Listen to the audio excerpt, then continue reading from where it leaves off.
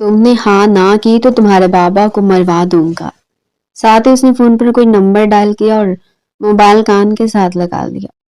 حرم جو خوبصورت عروسی لباس میں اس کے سامنے کھڑی تھی فوراً بولی، مجھے یہ نکاح قبول ہے۔ ارسل مصطفیٰ نے گن پوائنٹ پر اس سے نکاح کیا تھا، اسے اپنے فارم ہاؤس لے آیا۔ وہ اس کے دشمن کی بیٹی تھی اور پھر ساری رات اس کے ساتھ۔ بابا مجھے بھی آپ کے ساتھ جانا ہے، آپ نے مجھ سے پرومس کیا تھا کہ اس بار آپ مجھے اپنے ساتھ پاکستان لے کر جائیں گے۔ بیٹا میں پرومس کرتا ہوں نیکسٹ ٹائم تو میں پکا اپنے ساتھ لے کر جاؤں گا، مگر مجھے اس بار آپ کے ساتھ جانا ہے۔ وہ چھوٹے بچوں کی طرح ضد کرنے لگی تھی۔ آمنہ بیگم نے ایک نظر وردان خان پر ڈالی جو اپنی بیٹی کی ہر خواہش اس کے منہ سے نکلنے سے پہلے پوری کر دیتے تھے، لیکن یہ ایک ایسی خواہش تھی جس کو پورا کرتے ہوئے ان کا دل کسی سوکھے پتے کی طرح لرز رہا تھا۔ مجھے بھی دادوں سے ملنا ہے، اور ویسے بھی سلار بھائی کی شادی بھی آ رہی ہے، میں شادی بھی اٹینڈ کرنا چاہتی ہوں، قسم سے بہت مزہ آئے گا۔ بابا پلیز نہ صرف اس بار مجھے اپنے ساتھ لے جائیں، وعدہ کرتی ہوں کہ دوبارہ آپ کو کبھی بھی پریشان نہیں کروں گی۔ وہ 18 سال کی تھی اور کالج کی اسٹوڈنٹ تھی، اس نے لندن میں ہی آنکھ کھولی تھی۔ 18 سال سے وہ یہاں پر قیام پذیر تھی، لیکن اس کے ساتھ ساتھ لاہور کے قریب ایک بہت بڑے گاؤں میں موجود اپنے خاندان والوں کے ساتھ بھی رابطے میں تھی۔ جب تک روز حویلی میں کال کر کے سب لوگوں سے بات نہ کرتی تب تک اس کے بے قرار دل کو قرار نہیں آتا تھا۔ وہ بہت ہی کنزرویٹو سی تھی، اس قدر اوپن ماحول میں بھی اس نے کبھی بھی اپنی باؤنڈریز کو کراس نہیں کیا تھا۔ آمنہ بیگم کو اکثر ہال اٹھتے تھے، کہیں ایسا نہ ہو کہ وہ وہاں کے کلچر کے مطابق لڑکوں سے دوستی اور کلبز وغیرہ میں جا کر اپنی زندگی برباد کر دے۔ حرم نے کبھی بھی انہیں شکایت کا موقع نہیں دیا، اس نے ہمیشہ ان کی تربیت کا مان رکھا۔ مردان نے اس وقت بھی حرم کو ٹال دیا تھا اور خود اسٹڈی روم میں جا کر بیٹھ گئے تھے۔ کیا مسئلہ ہے، آپ اسے اپنے ساتھ لے کر کیوں نہیں جاتے؟ تم اچھی طرح سے جانتی ہوں کہ کیا مسئلہ ہے، پھر بھی مجھ سے یہ سوال کیوں پوچھ رہی ہو؟ وہ یکدم بھی غصے میں آ گئے تھے، ان کے ماتھے پر تفکر کی لکیر نمودار تھی، جبکہ ان کی آنکھوں میں بھی وحشت اتری ہوئی تھی۔ اس واقعے کو 25 سال گزر چکے ہیں، وقت گزر جانے سے خانوں کو فرق نہیں پڑتا ہے۔ خانوں کی روایات میں سے ایک روایتی یہ بھی ہے کہ جہاں پر بھی موقع ملے انتقام لے لو، اور میں نہیں چاہتا کہ میری معصوم بچی کی زندگی برباد ہو جائے، یہ بس آپ کے دماغ میں بھرا ہوا خناس ہے۔ آمنہ بیگم بھی غصے میں آ گئی تھی، آخر کب تک وہ اپنی معصوم بچی کو اپنے خاندان والوں سے دور رکھتی، جبکہ انہوں نے اس کی منگنی بھی اپنی بہن کی بیٹی کے ساتھ طے کر دی تھی۔ وہ تو چاہتی تھی کہ جیسی وہ 19 سال کی ہو وہ اس کی شادی بہت ہی دھوم دھام سے کرے۔ حرم کو پڑھائی سے کوئی خاص دلچسپی نہیں تھی، وہ بامشکل پاس ہی ہوتی تھی، اور ان کے خاندان میں یہ روایت بھی تھی کہ جیسی بچیاں 18 سال کی ہوتی ان کی شادی ہو جاتی تھی۔ بعد میں اگر وہ اپنی تعلیم جاری رکھنا چاہیں تو یہ ان کی مرضی پر ڈیپینڈ کرتا تھا۔ وہ بہت زیادہ اوپن مائنڈڈ نہیں تھے تو بہت زیادہ کنزرویٹو بھی نہیں تھے۔ اپنی بیٹیوں کو ایک حد تک انہوں نے آزادی دی ہوئی تھی، میں اسے اپنے ساتھ لے کر نہیں جاؤں گا۔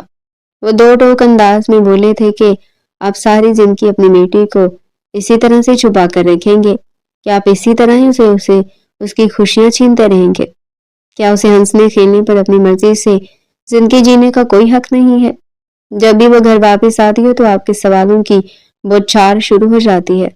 راستے میں کوئی اجنبی ملا تو نہیں؟ کسی نے کوئی عجیب بات تو نہیں کی؟ آپ اسے اس کے پورے دن کا حال سنتے ہیں، کبھی کبھار تو وہ بہت زیادہ ڈسٹرب بھی ہو جاتی ہے۔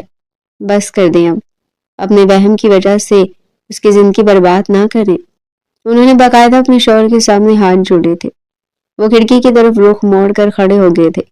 وردان خان جو کہ ایک زمانے میں بہت بڑے سردار تھے، ان کا نام سن کر ہی آس پاس کے گاؤں کے سردار خوف سے لڑنے لگتے تھے۔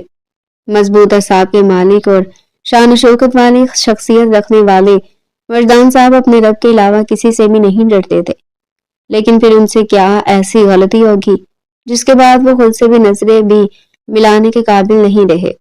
وہ ایک غلطی تھی، اس میں ان کا کوئی قصور نہیں تھا، سب کچھ اچانک ہوا تھا، لیکن اس کے باوجود بھی وہ قصوروار ٹھہرا دیے گئے۔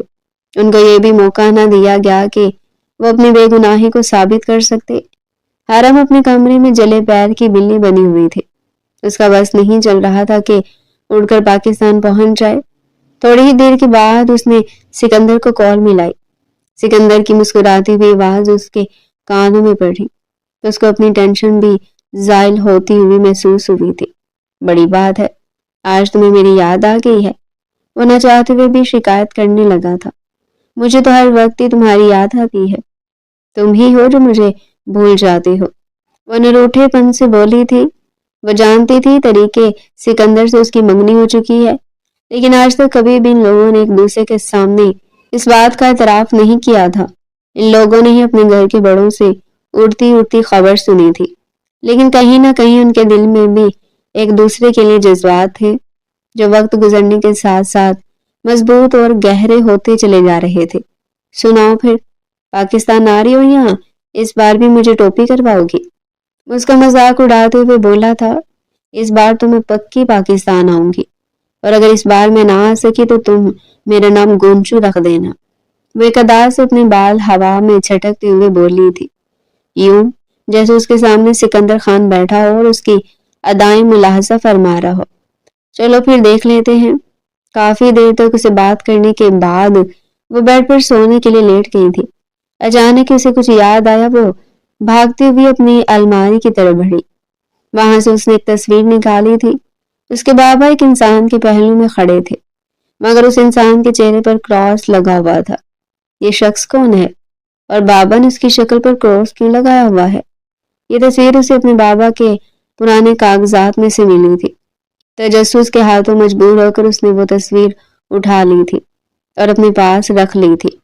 بعد میں اس نے سوچا کہ وہ سکندر کو بیچے گی، لیکن اس ڈر سے رک گئی کہیں ایسا نہ ہو دادی کا چمچا سکندر انہیں جا کر ساری بات بتا دے، پھر وہ پھنس جاتی، چوری کا الزام الگ سے اس کے سر پر آ جاتا۔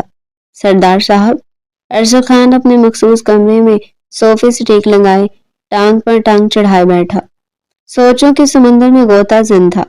ایک آدمی بلیک یونیفارم میں ملبوس کمرے کے دروازے میں داخل ہونے لگا، مگر کچھ یاد آنے پر اس نے فوراً سے دستک دی۔ یہ سردار ارشد خان کا خاص آدمی تھا، جو پچھلے 8 سالوں سے اس کے ساتھ تھا۔ یہ اس کا بیسٹ فرینڈ ہونے کے ساتھ ساتھ اس کے بابا کے خاص وفادار کا بیٹا تھا، لیکن اس کے باوجود بھی وہ اپنی اور اس کے درمیان کی لائن کو پار نہیں کرتا تھا۔ صاحب جی، کیا میں اندر داخل ہو سکتا ہوں؟ میں نے تمہیں 1000 بار سمجھایا ہے شیرو، اس طرح کی فارمیلٹی نہ دکھایا کرو، وہ بھی اس وقت جب تم کوئی خاص خبر لے کر میرے پاس آتے ہو۔ وہ اپنے لبوں پر کمینگی مسکراہٹ سجاتے ہوئے بولا تھا۔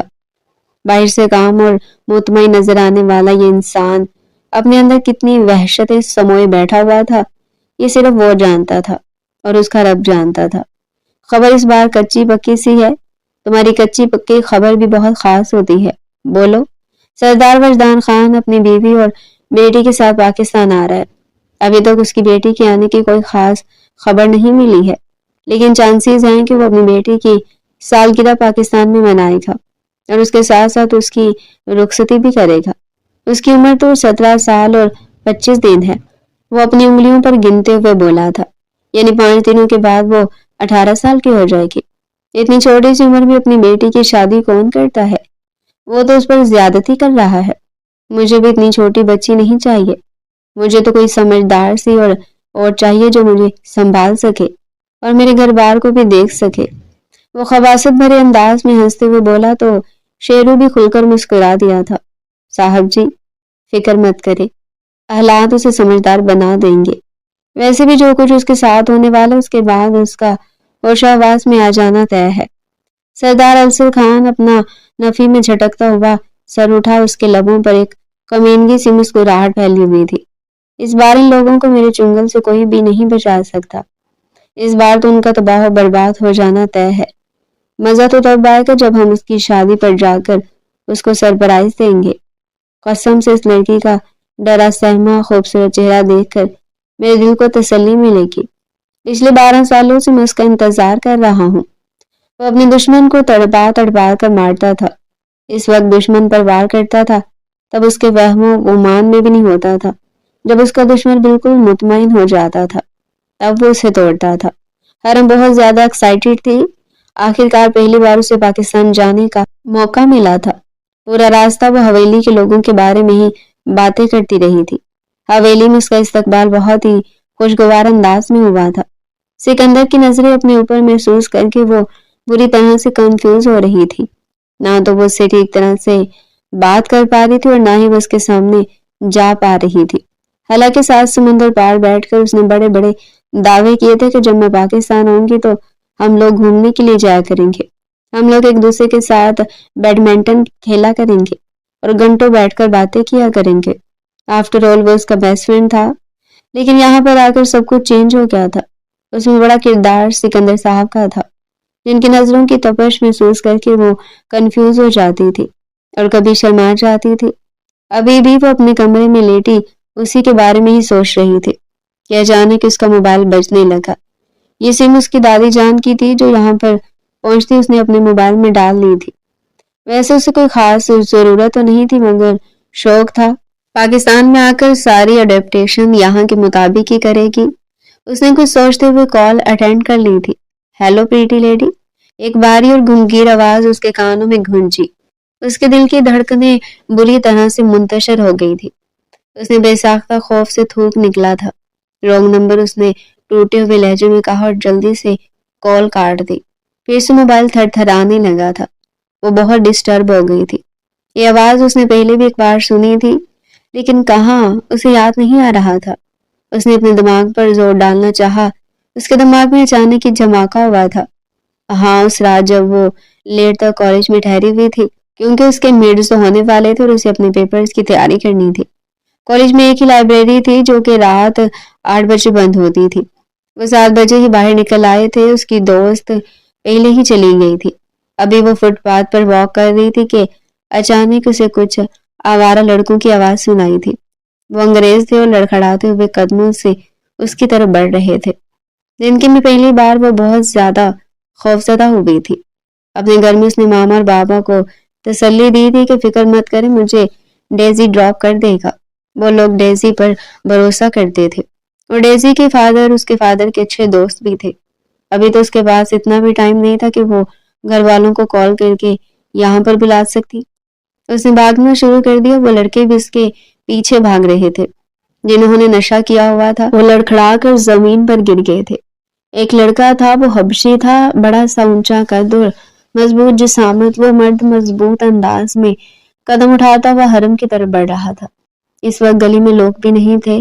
وہ بار بار ڈر کی وجہ سے پیچھے مڑ کر دیکھ رہی تھی۔ اچانک اس کا کسی بھاری چیز کے ساتھ جا کر ٹکرایا۔ جب اس نے اپنی نگاہیں اٹھائی تو سامنے ایک اجنبی انسان کھڑا تھا۔ اس نے اپنے چہرے پر ماسک پہنا ہوا تھا۔ اس کی آنکھیں لال انگارہ تھی۔ ڈرو نہیں پریٹی لڑکی، اس نے اس کے کانوں میں جھکتے ہوئے روبدار انداز میں کہا۔ وہ مزید خوفزدہ ہو گئی تھی۔ تم یہاں پر رکو، تب تک میں اپنا کام مکمل کرتا ہوں، یہاں سے کہیں بھی مت جانا۔ اس کے گالوں کو تھپکتا ہوا وہ اس حبشی کی طرف بڑھ گیا تھا۔ اچانک اس نے حبشی کو ایک زوردار مکہ مارا۔ وہ لڑکھڑاتا ہوا زمین پر گر گیا۔ یہ دیکھ کر حرم نے بے اختیار اپنے لبوں پر اپنے ہاتھ مضبوطی سے جما لیے تھے۔ وہ آگے پیچھے دیکھے بغیر اونچی اونچی آواز میں چلا رہی تھی اور بھاگے چلی جا رہی تھی۔ بلا شک وہ بہت معصوم تھی اور ڈرپوک بھی تھی، لیکن اس کے باوجود اسے پتا تھا کہ کیسے اپنی عزت کو بچانا ہے۔ اپنی عزت سے بڑھ کر اس کے لیے اور کچھ بھی اہم نہیں تھا۔ اس کے لیے اگر اسے اپنی جان کی بازی لگانی پڑتی تو وہ لگا دیتی۔ اس کی خوش قسمتی یہ تھی کہ آگے ایک بس اسٹاپ پر کھڑی تھی۔ وہ اسی بس میں ہی سوار ہونے کے بعد اس نے ڈیزی کو کال کی تھی۔ اپنے گھر والوں کو کال کر کے وہ پریشان نہیں کرنا چاہتی تھی۔ بابا کے وہم کی وجہ سے وہ اکثر ہی ٹینشن میں رہتی تھی۔ اگر وہ انہیں اس واقعے کے بارے میں بتا دیتی تو بابا اس کا گھر سے باہر نکلنا ہی بند کر دیتے۔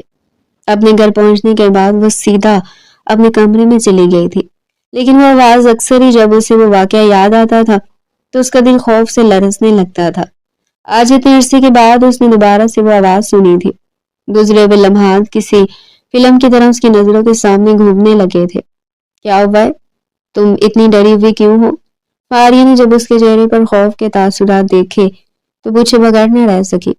آج وہ فاریہ کے ساتھ اس کے کمرے میں سو رہی تھی۔ کچھ بھی نہیں، میں بالکل ٹھیک ہوں۔ اس نے اپنے لبوں پر بڑی مشکل سے مسکراہٹ سجائی تھی، مگر اس کی مسکراہٹ اس کی آنکھوں کا ساتھ نہیں دے رہی تھی۔ اس کے بعد وہ سونے کے لیے لیٹی اپنے موبائل کو اس نے سوئچ آف کر دیا تھا۔ حویلی میں سب کچھ بہت ہی اچھا چل رہا تھا۔ اپنے کزن کے ساتھ وہ بہت زیادہ گل مل گئی تھی۔ پہلے سکندر کی نظریں اس کو شرمانے پر مجبور کرتی تھی، لیکن اب اسے سکندر کی نظروں سے عجیب سی بے چینی محسوس ہونے لگتی تھی۔ دوسری طرف اس کی حرکتیں بھی اسے مشکوک لگتی تھی۔ ایک بار جب وہ لون میں چہل قدمی کر رہی تھی، جب اسے سکندر کی باتوں کی آواز سنائی دی، یار ڈارلنگ، میں نے تم سے وعدہ کیا اس بار لازمی تم سے ملنے کے لیے آؤں گا۔ گھر میں شادی کے معاملات چل رہے ہیں، اسی وجہ سے ٹائم ہی نہیں مل پا رہا۔ وعدہ کرتا ہوں کہ رات کے وقت تمہیں کال کروں گا اور پھر ڈیٹیل سے ہم فیوچر کے بارے میں ڈسکشن کریں گے۔ میں ابھی اب تھک چکا ہوں۔ اس چوہا بلی کے خیال سے میرا بھی دم گھٹتا ہے۔ حرم کو شدت سے کچھ غلط ہونے کا احساس ہوا تھا۔ دوسری طرف سکندر نے جب پلٹ کر دیکھا تو اس کے چہرے کا رنگ ایک لمحے کے لیے بدلا تھا، مگر وہ پرو پلیئر تھا۔ اس نے اپنا موبائل اس کے سامنے لہرایا۔ زین ہے، ہم لوگ ایک بزنس اسٹیبلش کرنے کے بارے میں سوچ رہے ہیں، اور پلیز ڈارلنگ پر تھوڑی سی خائف مت ہو جانا۔ میں اپنے بیسٹ فرینڈ کے معاملے میں تھوڑا سا چھپڑی ہو جاتا ہوں۔ یہ کہہ کر وہ خود ہی تالی مار کر ہنسنے لگا تھا، جبکہ حرم بس اس کے چہرے کو دیکھ کر رہ گئی تھی۔ میں نے تم سے صفائی نہیں مانگی ہے۔ وہ کندھے اچکاتی ہوئی وہاں سے چلی گئی۔ اس کے بعد تجھے بہت ہی دھوم دھام سے منائی گئی تھی۔ اس کے ساتھ ہی حویلی میں اس کی شادی کی باتیں بھی ہونے لگی تھی۔ سلار کے ساتھ اب حرم کی شادی کے بارے میں بھی ڈسکشن کی جا رہی تھی۔ آمنہ بیگم نے جب اسے پوچھا تو اس نے کندھے اچکا دیے۔ آپ کو جیسا ٹھیک لگتا ہے ویسا ہی کیجیے۔ اس کے ماما بابا بھی آپس میں کزن سے، اور وہ بھی ایک حویلی میں رہ چکے تھے، اور اب اس کی شادی بھی حویلی میں ہی ہو رہی تھی۔ سب بہت زیادہ ایکسائٹیڈ تھے، لیکن وردان صاحب کبھی کبھار اچانک ہی بہت زیادہ پریشان ہو جاتے تھے۔ صاحب جی، وہاں پر تو اس کا رشتہ بھی پکا ہو گیا ہے۔ ہاں میں جانتا ہوں شیرو، پھر سے اصل کے پاس آیا تھا تاکہ اسے خبر دے سکے کہ آپ کچھ کر کیوں نہیں رہے ہیں۔ یہ ٹھیک وقت ہے ہم اس کو اغوا کر لیتے ہیں، اس کے ساتھ ان لوگوں کی عزت بھی خراب ہو جائے گی۔ ہم اسے اغوا نہیں کریں گے، بلکہ وہ گھر سے بھاگے گی۔ میں ایک ظالم سردار نہیں ہوں، اس کو زبردستی اٹھا کر لے کر جاؤں گا۔ وہ اپنی مرضی سے میرے ساتھ چلے گی اور اپنی مرضی سے مجھ سے نکاح کرے گی، اور ایسا کیسے ہوگا؟ وہ تو آپ کو جانتی بھی نہیں ہے۔ تم اس چیز کی ٹینشن نہ لو، کل اس کی بارات اور کل ہی اصل سٹوری شروع ہوگی۔ حرم اپنے کمرے میں بیٹھی سکندر کے نام کی مہندی لگوا رہی تھی، مگر اس کے دل میں ہول اٹھ رہے تھے۔ ان کو یہاں پر آئے ہوئے تقریباً 1 مہینہ گزر گیا تھا، اور اس دوران کوئی بھی غیر معمولی حادثہ رونما نہیں ہوا، تو صرف ایک بار اسے وہ کال موصول ہوئی تھی۔ دوبارہ اسے اس نمبر پر کال بھی نہیں آئی تھی۔ وردان صاحب ابھی پرسکون ہو گئے تھے، کیونکہ جس شخص سے وہ ڈر رہے تھے وہ مر چکا تھا، لیکن انہیں یہ اندازہ نہیں تھا کہ اس کا ایک عدد بیٹا بھی ہے جو انہی کے انتظار میں بیٹھا ہوا ہے۔ حرم کی رخصتی کا دن آ گیا تھا۔ پہلے اسے پولر بھیجا گیا تھا۔ تیار ہو کر اس نے اپنے آپ کو شیشے میں دیکھا تو دیکھتی ہی رہ گئی۔ وہ آسمان سے اتری ہوئی پری معلوم ہو رہی تھی۔ بیوٹیشن نے بھی اس کی بہت تعریفیں کی تھی، مگر اسے تو صرف اور صرف ایک شخص کی تعریفوں کا انتظار تھا، اور وہ تھا سکندر۔ اس دن جو غلط فہمی پیدا ہوئی تھی وہ غلط فہمی دور ہو گئی تھی۔ سکندر نے بعد میں اسے اپنی ماضی کی زندگی کے بارے میں ڈیٹیل سے بات کی تھی، اور اس بات کا بھی اعتراف کیا تھا کہ ماضی میں میری افیئرز رہ چکے ہیں، لیکن جب سے مجھے اپنی اور تمہاری منگنی کے بارے میں پتہ چلا تب سے میں نے سب کچھ چھوڑ دیا تھا۔ وہ اس بات پر مطمئن تھے، حالانکہ یہ تو مردوں کی فطرت ہے، وکٹم پلے کرنا۔ اچانک ایک لڑکی بھاگتی ہوئی اس کے پاس آئی۔ باہر آپ کو لینے کے لیے آ گئے ہیں۔ وہ حیران رہ گئے، کیونکہ پہلے فاریہ کو آنا تھا۔ جلدی کریں، وہ آپ کا انتظار کر رہے ہیں۔ اپنے لہنگوں کو سنبھالتی وہ بیوٹی پارلر سے باہر نکلی تھی۔ گاڑی بالکل سامنے کھڑی تھی۔ گاڑی کو دیکھ کر اس کے ہونٹ سیٹی کی صورت میں گھومے تھے، کیونکہ اس کی ڈریم کار تھی جسے وہ لینا چاہتی تھی، مگر اپنے پیسوں سے۔ کیا یہ سکندر کی گاڑی ہے؟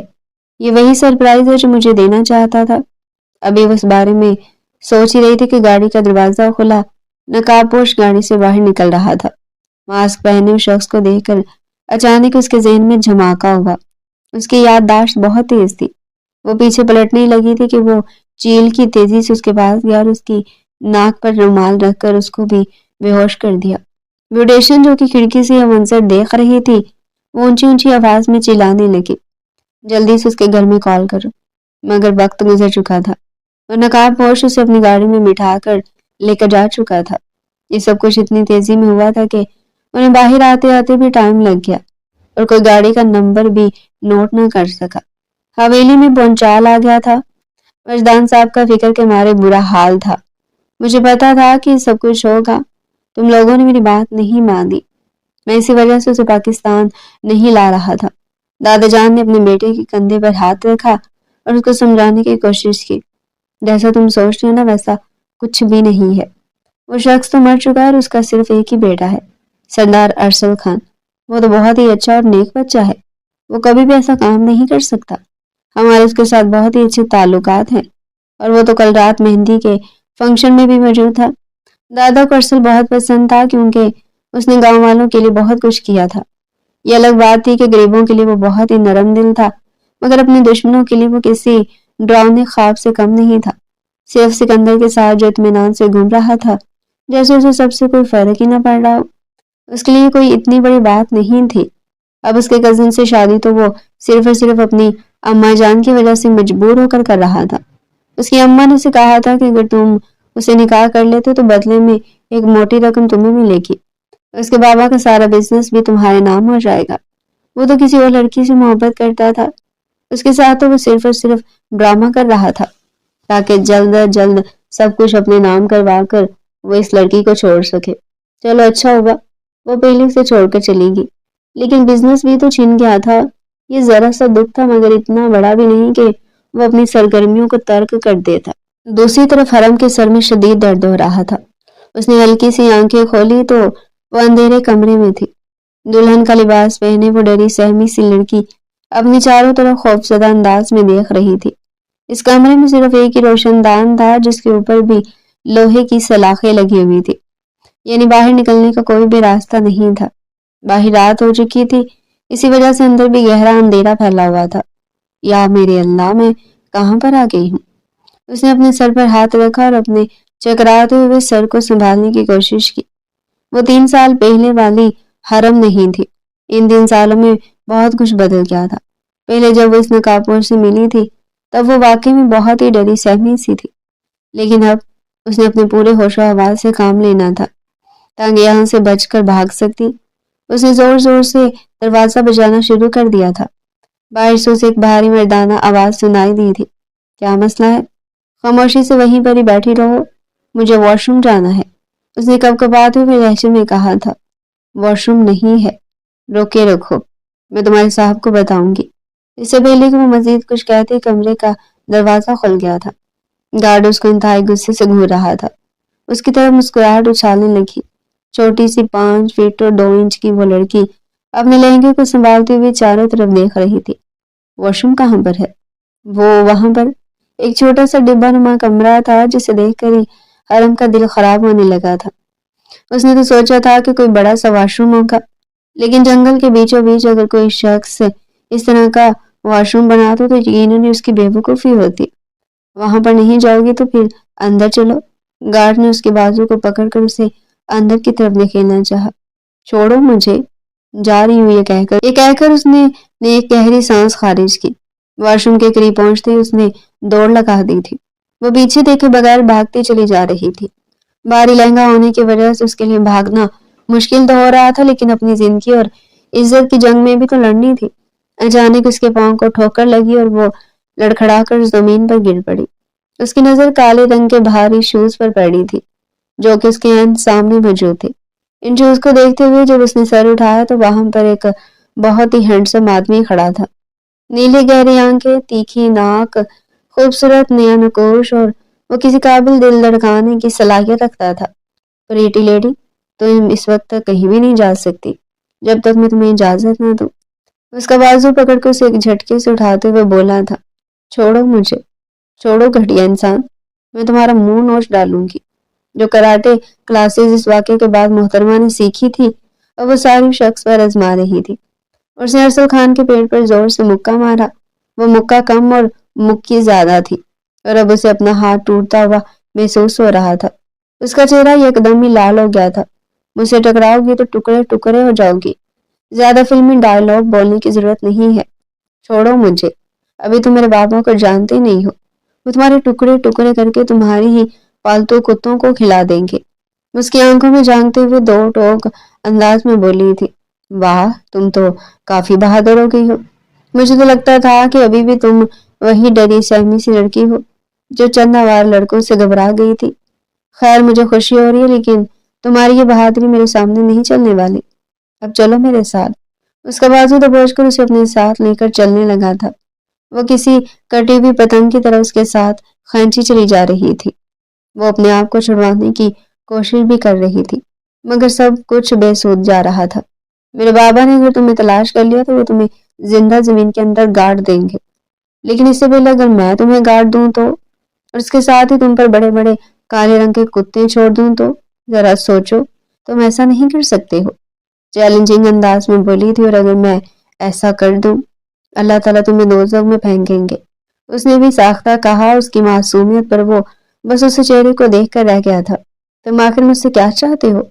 وہی جو ایک مرد ایک عورت سے چاہتا ہے۔ فی الحال وہ جان بوجھ کر اس کو تنگ کر رہا تھا۔ اسے کمرے میں لے کر آیا اور اس کرسی پر بیٹھا کر رسی کی مدد سے باندھ دیا۔ مجھے پہلے یہ کام کرنا چاہیے تھا۔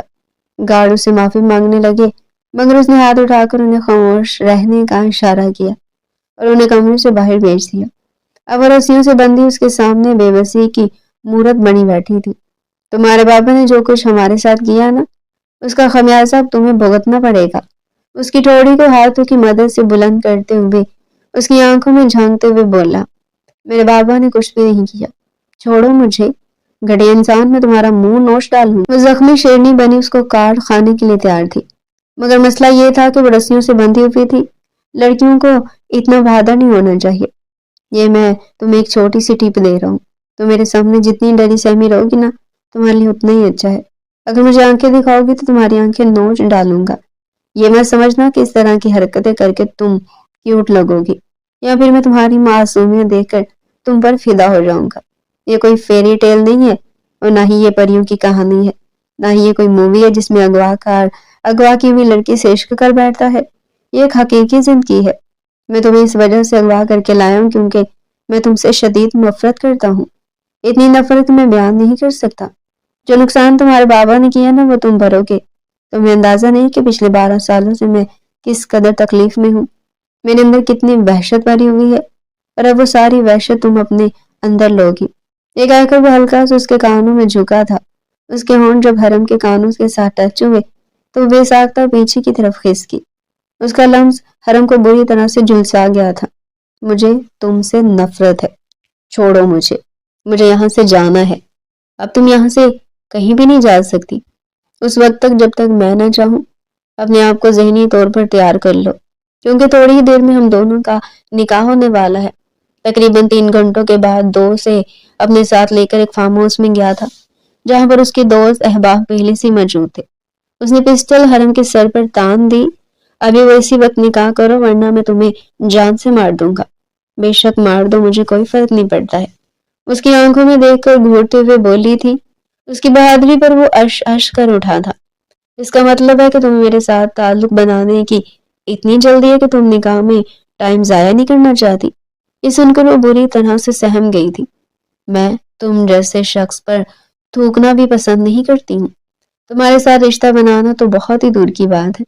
وہاں پر بیٹھے ہوئے سب لوگ حیرت سے اس لڑکے کی بہادری دیکھ رہے تھے، جو ایک سربھرے آدمی کے ساتھ الجھنے کی غلطی کر رہی تھی۔ اپنی جیب سے 5,000 ہزار کے 3 نوٹ نکال کر اس نے مولوی کو دیے۔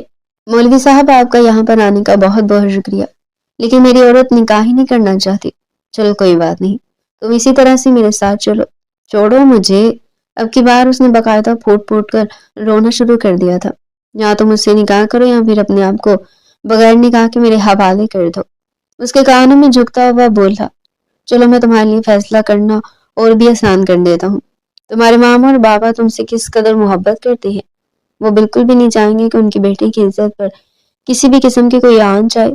سوچو کہ اگر تمہارے بابا کو پتہ چل دے کہ ان کی بیٹی اپنی مرضی سے اپنے عاشق کے ساتھ بھاگ گئی ہے، یہ خبر میڈیا پر پھیل جائے، لندن تو لندن، پاکستان میں بھی لوگ ان پر تھوکیں گے، خاندان میں ان کی کیا عزت رہ جائے گی۔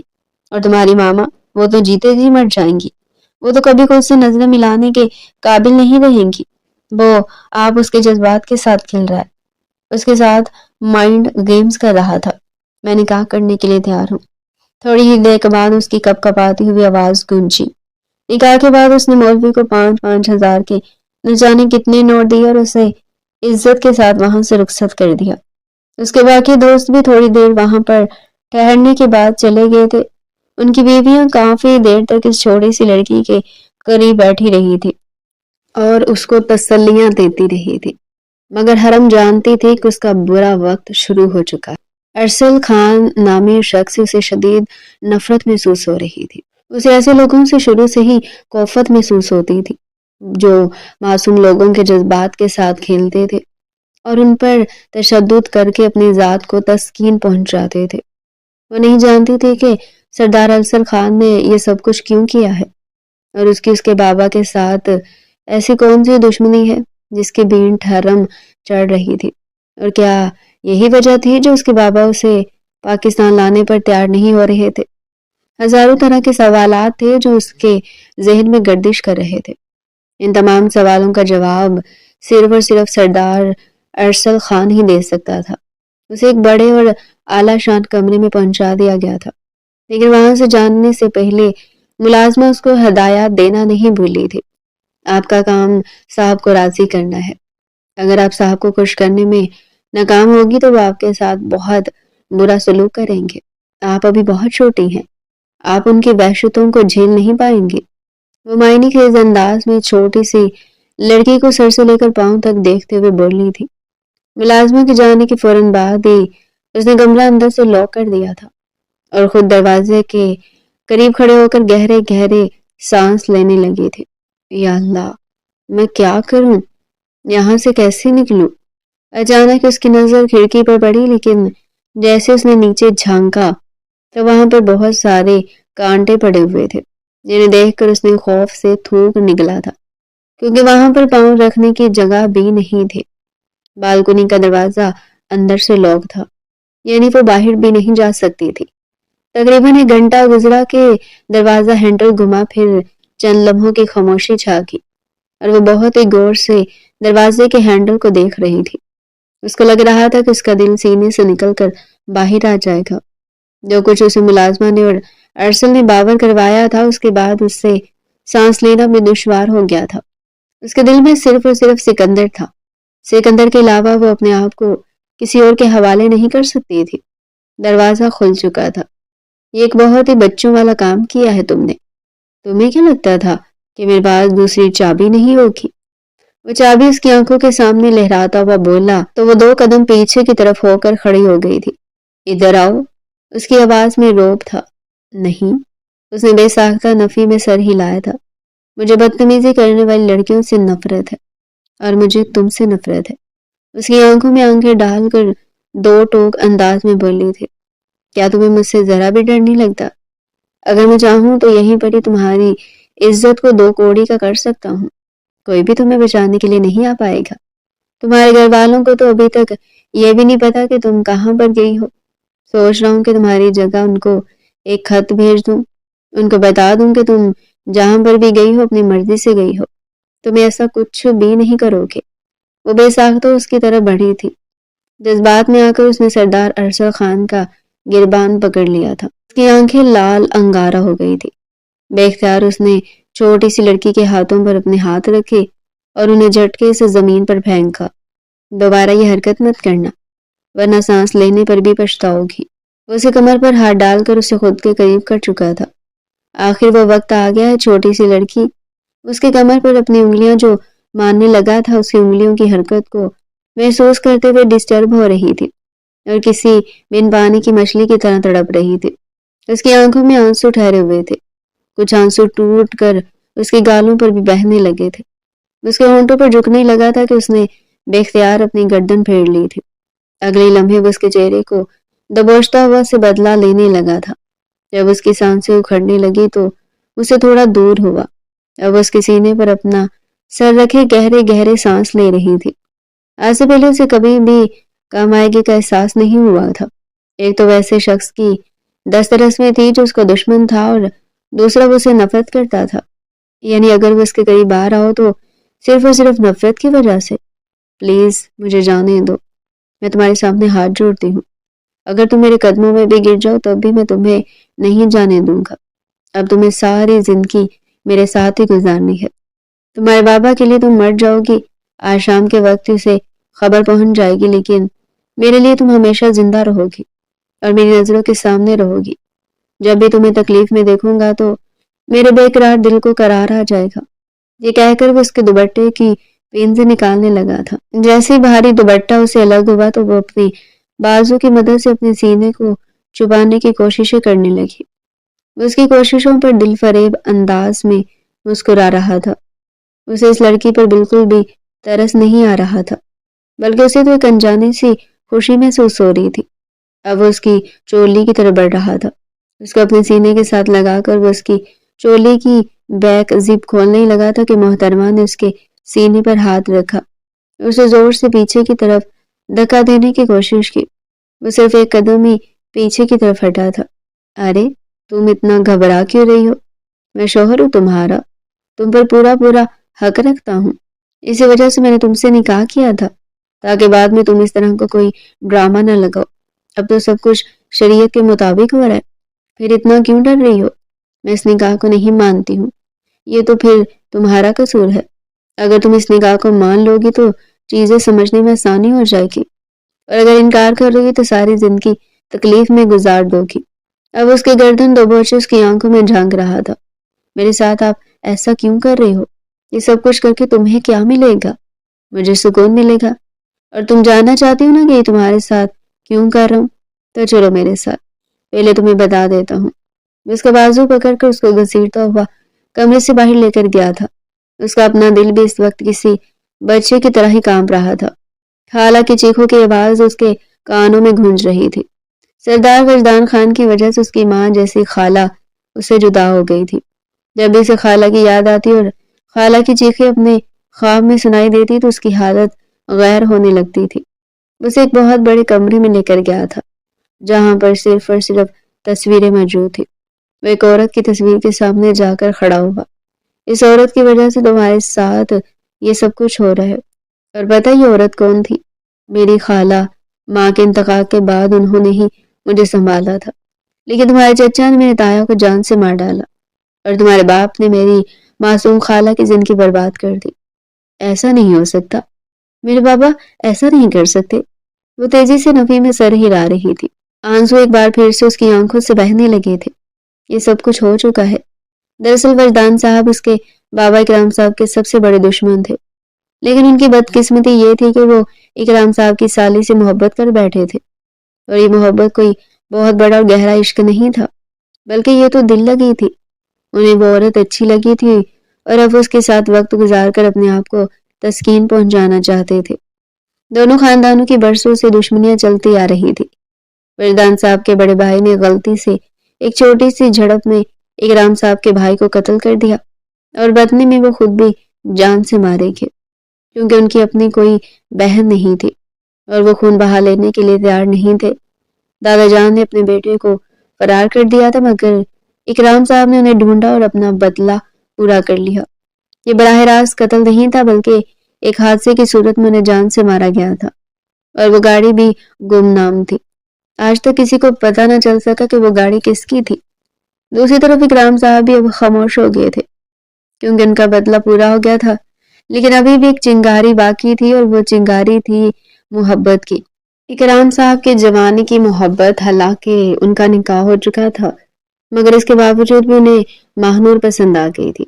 وہ نازک سی لڑکی ان کو اپنے دل کے بے حد قریب لگتی تھی، مگر خاندانی دشمنی کی وجہ سے وہ ہر بار ماہنور سے بہانہ کر لیتے تھے کہ میں تم سے دھوم دھام سے شادی نہیں کر سکتا ہوں، اور پھر وقت گزرتا چلا گیا۔ وجدان صاحب کو لگ رہا تھا کہ اگر اسی طرح سے چلتا رہا تو وہ عورت ان سے دور ہو جائے گی۔ اسی وجہ سے انہوں نے اس کو اپنی باتوں کے جال میں پھنسا کر اسے خفیہ نکاح کر لیا تھا، اور اس کے ساتھ وقت گزارنے لگے تھے۔ ماہنور کی بہن کا کچھ سال پہلے ہی انتقال ہوا تھا۔ ارسل اسی کے پاس نانی کے گھر میں رہتا تھا۔ وہ اپنی خالہ کے ساتھ بہت زیادہ اٹیچ تھا۔ ایک دن اس نے خالہ کو باتیں کرتے ہوئے سنا جس میں وہ وجدان صاحب کا نام لے رہی تھی۔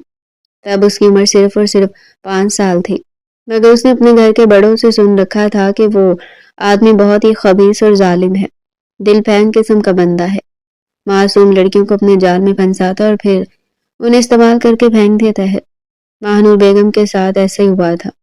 جب وہ امید سے ہوئی انہوں نے وجدان صاحب سے اس بارے میں بات کی، مگر وجدان نے اس بچے کو قبول کرنے سے ہی انکار کر دیا تھا اور ان پر بدکاری کا الزام لگا کر انہیں دھکے دے کر گھر سے نکال دیا تھا۔ ماہنور صاحبہ بری طرح سے ٹوٹ گئی تھی۔ جب ان کی حویلی میں یہ خبر پھیلی تو بون چال آ گیا۔ نانی جان یہ خبر اپنے بیٹوں سے چھپا کر رکھی ہوئی تھی۔ جانتے تھے کہ اگر ان کو ذرا سا بھی علم ہو گیا تو وہ اپنی بہن کے جان کے در پہ ہو جائیں گے۔ ان کی بیٹی سے بہت بڑا گناہ ہوا تھا، مگر پھر بھی وہ ان کی اولاد تھی، کیونکہ ارسل ہر وقت انہی کے ساتھ ہی رہتا تھا، اسی وجہ سے اسے کسی نہ کسی حد تک ساری چیزوں کا پتہ۔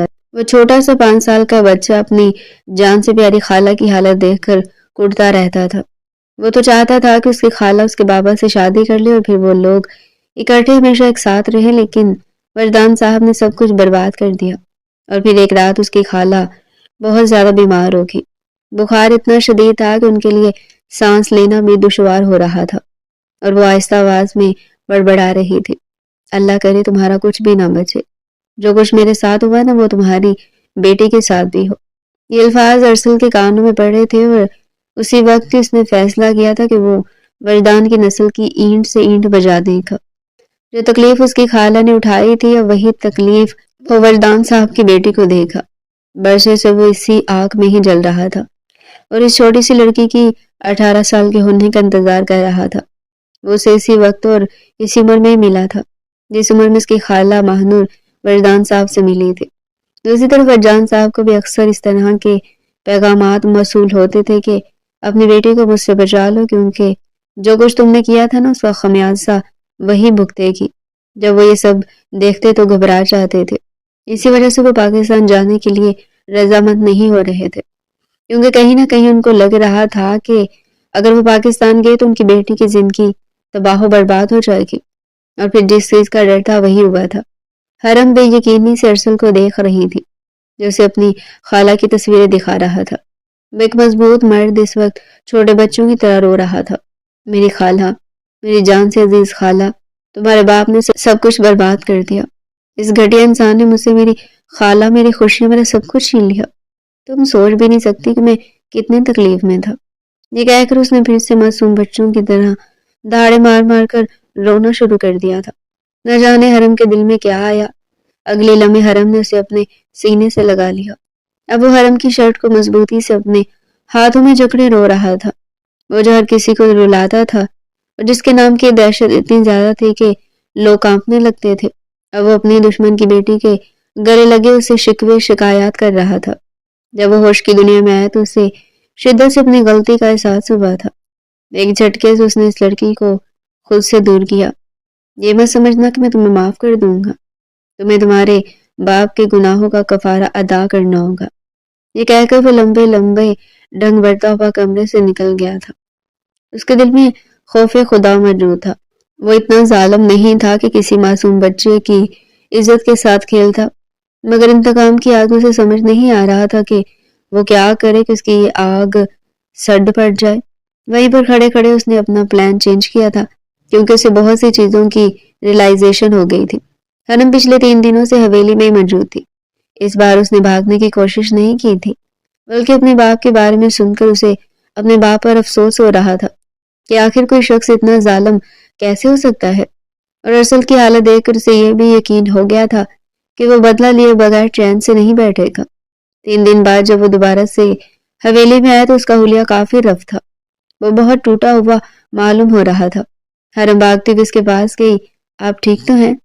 اس نے نرم لہجے میں سوال کیا۔ یہ ڈرامے بازی کرنے کی ضرورت نہیں ہے، اس کے ہاتھوں کو جھٹکتے ہوئے بولا تھا۔ آج وہ بہت زیادہ ڈسٹرب تھا، پھر سے اسے ماضی کے ناک ڈس رہے تھے۔ جب وہ اپنے کمرے میں گیا تو حرم پہلے سے وہاں پر موجود تھی، شیشے کے سامنے کھڑی تیار ہو رہی تھی۔ بلیک کلر کے سادہ سے لباس میں وہ بہت پیاری لگ رہی تھی۔ پچھلے 12 سالوں سے اس لڑکی کا پیچھا کر رہا تھا۔ اس دوران اسے اندازہ ہی نہ ہو سکا کہ کب وہ لڑکی اسے اپنے دل کے قریب لگنے لگی، کہاں وہ معصوم سا چہرہ اسے اچھا لگنے لگا، یہ جانتے ہوئے بھی کہ وہ اس کے دشمن کی بیٹی ہے، پھر بھی وہ اسے محبت کر بیٹھا تھا۔ شاید یہ قسمت کی سب سے بڑی ستم ظریفی تھی۔ یا پھر شاید قسمت کچھ زیادہ اس لڑکی پر مہربان تھی. وہ نہیں چاہتی تھی کہ وہ لڑکی ٹوٹے. مجھے تمہاری ضرورت ہے. اس کی آنکھوں میں دیکھتا ہوا دو ٹوک انداز میں بولا تھا. کیا مطلب ہے؟ میں سمجھی نہیں. مجھے سمیٹ لو. وہ اب اپنے مدعے پر آیا تھا جبکہ وہ کنفیوز ہو گئی تھی. اسے اپنی نگاہیں جھکا لی تھی اور اپنی انگلیاں چٹکانے لگی تھی. اگلے لمحے اسے کھینچ کر اپنی گرفت میں لے چکا تھا. جیسے جیسے رات سلگتی چلی جا رہی تھی اس میں ڈوبتا چلا جا رہا تھا. ان دنوں اس نے جتنا بھی سوچا تھا آخر میں اسے اسی نتیجے پر پہنچا تھا کہ اگر وہ پرسکون اور نارمل انسانوں کی طرح زندگی گزارنا چاہتا ہے یا تو اسے اپنے دشمن کو معاف کرنا ہوگا یا پھر اس سے بدلہ اپنے دشمن سے لینا ہوگا، اس کے کسی وارث سے نہیں. اور پھر وہ اس نتیجے پر پہنچا تھا کہ وہ اپنے دشمن سے بدلہ اس لڑکی کا کوئی قصور نہیں تھا، یہ بے قصور تھی. اور وہ اس لڑکی کو اس کے باپ سے دور رکھ کر سوچ رہا تھا. دوسری طرف حرم چاہتی تھی کہ وہ کسی طرح سے اپنے باپ کے لیے اسے معافی مانگ لے اور اس کے دل سے انتقام کی خواہش نکال دے، مگر یہ اس کی غلط فہمی ثابت ہوئی. وہ حرم کی ہر خواہش پوری کرنے کے لیے تیار تھا، مگر یہ خواہش نہیں. صبح جب وہ سو کر اٹھی تو وہ کمرے میں کہیں بھی موجود نہیں تھا. اسے تھوڑا سا برا لگا تھا. اب اسے اپنے گھر والوں کی بھی یاد آنے لگی تھی، مگر حویلی سے نکلنے پر پابندی تھی اور اگر وہ حویلی سے چلی بھی جاتی تو کیا بتاتی. وہ ہر طرح سے پھنسی ہوئی تھی. کچھ ہی دنوں کے بعد ٹی وی چینل پر ایک نیوز چلی کہ وجدان صاحب کو پولیس پکڑ کر لے گئی ہے. یہ خبر سنتے اس کے قدموں کے نیچے سے زمین نکل گئی تھی. وجدان صاحب کے ماضی کے اور حال کے جتنے بھی کالے چٹے تھے وہ سامنے آ گئے تھے. وہ ابھی بھی سدھرے نہیں تھے، بلکہ ابھی بھی وہ لڑکیوں کو دوسرے ملک میں اسمگل کرنے کے کیس میں ملوث تھے. اس نے بے اختیار اپنے لبوں پر ہاتھ رکھا تھا. آخر کوئی انسان اس قدر گھٹیا کیسے ہو سکتا ہے؟ وہ یہ سوچ کر رہ گئی تھی. اسے یہ بھی ریئلائز ہو گیا تھا کہ وجدان صاحب سے بڑا اداکار کوئی بھی نہیں ہے. آمنہ بیگم نے وجدان صاحب سے طلاق لے لی تھی. اس دن اس چھوٹی سی لڑکی پر یہ بھی راز آشکار ہوا تھا کہ وہ آمنہ صاحبہ کی بیٹی تھی اور آمنہ صاحبہ نے وجدان صاحب سے دوسری شادی کی تھی تاکہ وہ اس کو اور ان کی بیٹی کو پروٹیکٹ کرے. لیکن اب ان کی حقیقت جاننے کے بعد وہ بھی ان سے الگ ہو گئی تھی. ارسل خان کا بدلہ پورا ہو چکا تھا. جس آدمی نے اس کی خالہ کی زندگی برباد کی تھی وہ جیل کی سلاخوں کے پیچھے موجود تھا. اس نے حرم کو فیصلے کا اختیار دیا تھا. اگر چاہو تو تم یہاں سے جا سکتی. اور حرم جب اس کی حویلی چھوڑ کر گئی تو اس کا دل بری طرح سے ٹوٹا تھا، مگر پھر سے اس نے اپنے اوپر سخت پن کا خول چڑھا لیا تھا. حرم اپنی ماما کے ساتھ واپس لندن میں آ گئی تھی، لیکن وہ ہر وقت ہی اس کو یاد کرتی رہتی تھی. 1 مہینے کے بعد جب اس کی طبیعت خراب ہوئی اور اس کو پتہ چلا کہ وہ امید سے ہے تو اس نے فوراً ہی ارسل کو کال ملا دی. اسے لگ رہا تھا کہ وہ اس بچے کو قبول کرنے سے انکار کر دے گا، بلکہ اسی طرح سے جس طرح سے اس کے بابا نے اس کی خالہ کے ساتھ کیا تھا. مگر اس بارے میں پتہ چلتے ہی وہ پہلی فلائٹ سے لندن آیا تھا. وہ ماضی کو دہرانا نہیں چاہتا تھا. وہ سب کچھ وہیں پر ختم کر دینا چاہتا تھا، کیونکہ اگر وہ ماضی کو دہراتا تو اس کے آگے والی نسلوں کے ساتھ بھی یہی سب کچھ ہوتا. اس نے ٹاکسک سٹی کی چین توڑ دی تھی، حرم کو دل و جان سے قبول کیا تھا. اسے اپنے ماضی کے رویے کی معافی بھی مانگی تھی اور اس کے ساتھ ایک پاک اور پرسکون سے دل کی شروعات کرنا چاہتا تھا جس میں صرف وہ دونوں ہوں اور ان کی چھوٹی چھوٹی خوشیاں ہوں. اس کے دل میں ایک آخری پھانس تھی کہ حرم اس کے دشمن کی بیٹی ہے، لیکن اب یہ پھانس بھی نکل چکی تھی. لیکن اس شخص کا روتا ہوا چہرہ اسے یاد آ رہا تھا. جب وہ جیل میں جا رہے تھے تب انہوں نے ارسل کی منتیں کی تھی کہ وہ میری سگی بیٹی نہیں تھی، لیکن میں نے کبھی بھی اسے اپنی بیٹی سے الگ نہیں سمجھا تھا. وہ میرے جگر کا ٹکڑا ہے، اسے کبھی بھی تکلیف نہ پہنچانا. تم نے اپنا بدلہ لے لیا مگر اس لڑکی کو دکھ مت دینا، وہ بہت ہی معصوم ہے. میں نہیں چاہتا تھا کہ وہ کبھی تم جیسے شخص کے ہتھے چڑھے، لیکن قسمت میں یہی لکھا ہوا تھا. ارسل ان کی باتوں کا جواب دیا بغیر ہی واپس آ گیا تھا. ارسل نے ان کو پھانسی کی سزا سے بچا لیا تھا.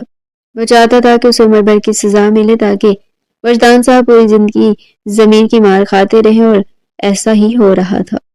تو ڈیئر پیارے ناظرین، یہ تھا آج کا ہمارا انٹرسٹنگ ناول. مزید ایسے ہی ناول ہمارے چینل پر ڈیلی سننے کے لیے چینل کو سبسکرائب کریں، ویڈیو کو لائک کریں اور کمنٹ سیکشن میں اپنی رائے لازمی دیں.